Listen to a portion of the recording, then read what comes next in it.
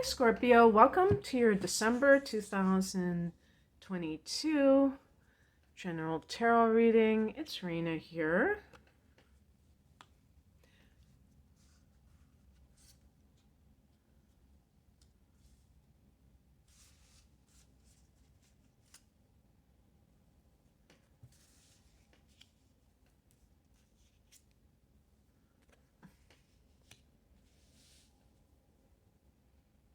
Okay, which one do I want for the final card? Okay. Maybe I'll pick an additional card just because that's kind of like undecided. Ooh, look at that. The Hermit. Okay, this was the outcome card. I picked an additional clarification card.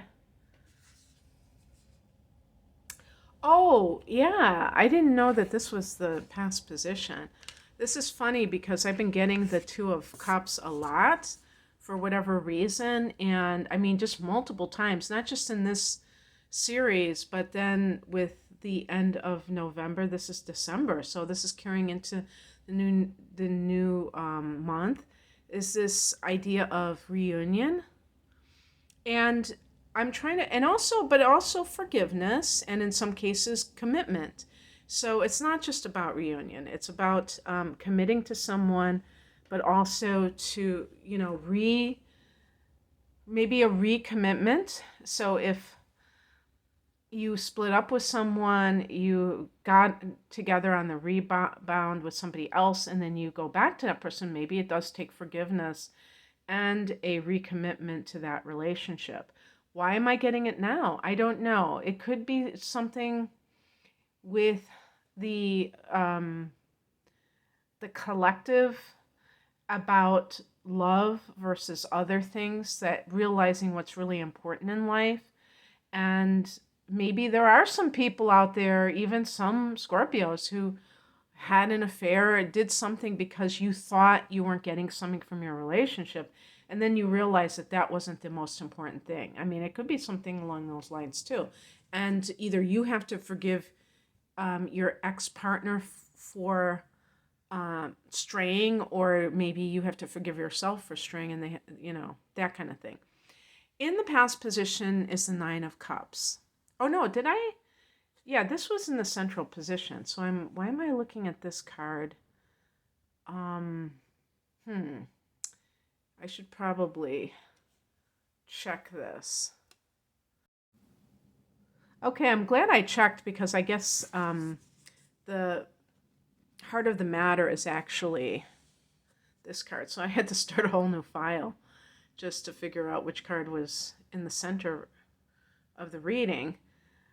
Because the other card is supposed to be the past position. So the Nine of Cups is a card of sometimes just like wish fulfillment, but overindulgence could certainly be the case for some people.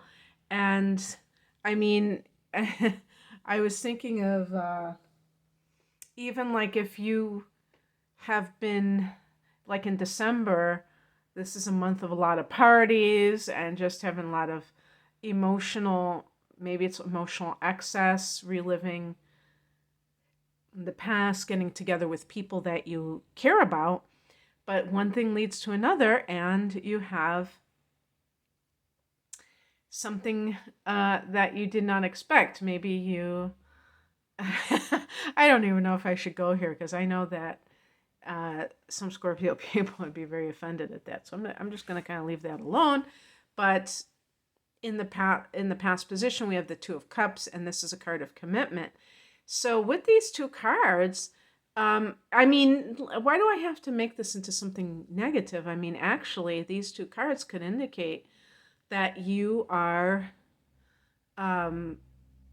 reuniting with someone, and that has been your desire, that has been your wish to do so, perhaps for a long time. And everything has conspired on your behalf, perhaps. The higher message is the King of Swords, and this is about detachment. So perhaps you what is the most intense sign of the zodiac? I think we can all agree that it is Scorpio. And so in love, it's not that easy for you because you tend to get really, really into it. And that makes you perhaps have complicated experiences with love because you have a tendency to be very, all in, and to the extent of like, whoa, that getting very, very emotionally involved with something, and it could be very difficult ultimately because of that. You may find that love is something that you shy away from sometimes because you don't want it to be so intense that it just seems like it takes over your life in some cases. So the King of Swords, it's almost like patting you on the back that you were able to kind of hang in there. It's funny that I got the Hangman because now you have gotten your emotional satisfaction with the Nine of Cups. So what could possibly go wrong? Oh, well, this is definitely Scorpio material. The Page of Swords. This to me is like Mercury and Scorpio for sure. This is when this is challenging energy. That's what this position is supposed to be. It is somebody who is very suspicious to the point where they can sabotage, like for instance, a relationship or any kind of endeavor where there is some kind of positive energy there. So you have to trust. And if you have a lot of good stuff happening, you may think, okay, something is very, very wrong here because I know that I'm going to have to pay for this happiness. Or I know if this person committed to me, I know that it's just a matter of time before they betray me, before they abandon me, and I can't even handle the thought of that. And if that is the kind of way, because this is Scorpio, this is kind of like one of the pitfalls of Scorpio and what you tend to struggle with, you have to get this under control. If you have like committed to someone and this has been your dream to have this person in your life, don't blow it because of your own fears. That's really what it boils down to. Now, obviously, if somebody is acting sketchy, then a person would be a fool to just go along with those lies or that suspicious behavior. But hopefully, you have gotten together with somebody who is trustworthy, and it's just a matter of you trusting the situation. What's coming in is the Queen of Cups. This is you at your best, Scorpio. This is the double feminine, double water energy. You can see she's in this spiritual, like if you want to call it a trance or whatever she's up to here. And that is you when you are doing your thing. So what I'm saying here is that if you are involved in anything, and this could even be a healer, artistic work, get in your zone because that's going to be a meditation for you. You doing what you do naturally. This can also be on the spiritual level to protect yourself from your own lower nature. Everybody has the shadow self, and Scorpio actually is the house of the shadow. And that's why Scorpio is so perceptive of others, because you can penetrate people's shadows and you can see beyond the surface of other people. But can you do so for yourself?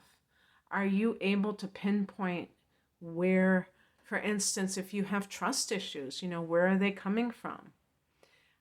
who abandoned you, who betrayed you in your past, in your childhood, that you still haven't forgiven. The Two of Cups is a cup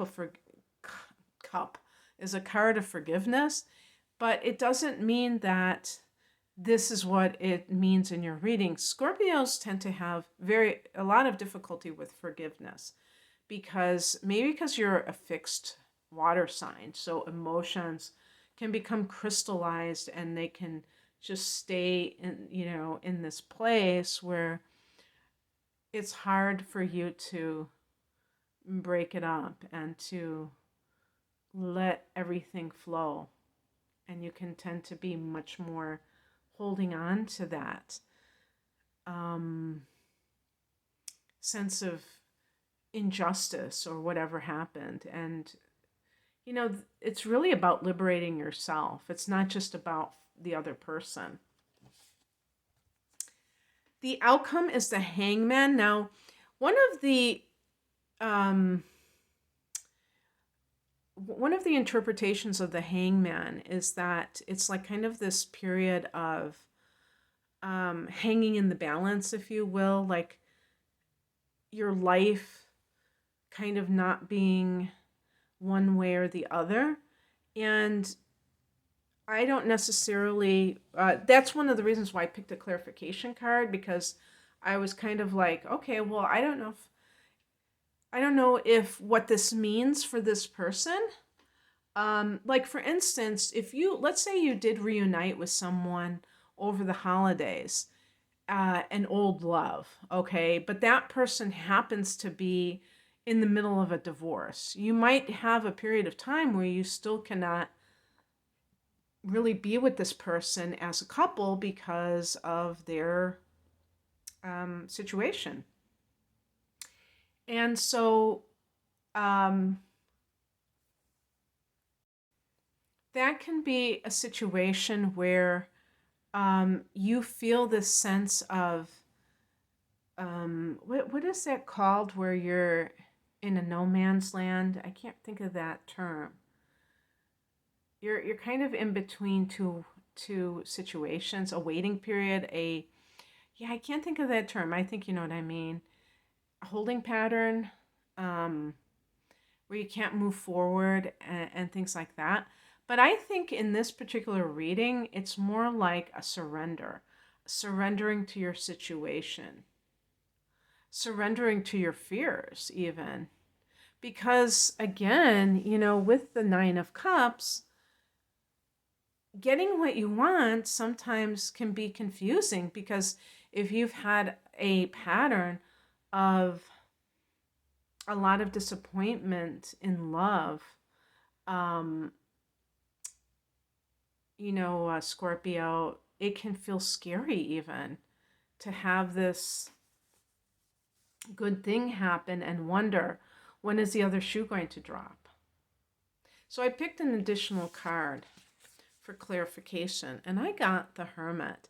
And this is exactly what I'm talking about. Here's another card this is a very contemplative card. Both of these cards are, spiritual in nature. The Hermit is about doing some soul searching in your life. And you're doing it in order to understand yourself better. Because sometimes if a person gets betrayed enough, if they've been through all this trauma, it can become second nature. I mean, it can almost become, I dare say, something like comfortable, because that sounds terrible. But it can be something that the person really is used to, unfortunately. And when you choose to take it upon yourself to kind of like get to the bottom of what is involved, it can allow you to let go of fear and surrender to love, where there is no fear. See, that's the thing about surrendering. It's like coming from a fearless place where you trust that love is there for you. Okay, that's what I have for you, Scorpio. I hope that this resonated. If you would like a private reading, I'm promoting my double readings, and I think they are perfect for Scorpio. I mean, this package deal. It's called my deep dive reading. That's how I see Scorpio, like deep diving. An hour of natal chart analysis, an hour of transits, 2023 transits for a special price. There's still eclipses in your sign and your opposite sign, Taurus, in 2023, Scorpio. So it hasn't gone away. It won't be going away. We're going to have a very interesting year, I think. And that's at a special price because you're buying 2 full-length readings at once. I have another one with the tarot as well called The Whole Enchilada, and I have standalone readings for whatever, love and all of that good stuff. Career, natal chart interpretation, transits. You can find out more information at the link below. I'm at RainaMoonAstrology.com. Thanks for watching. Take care. Bye.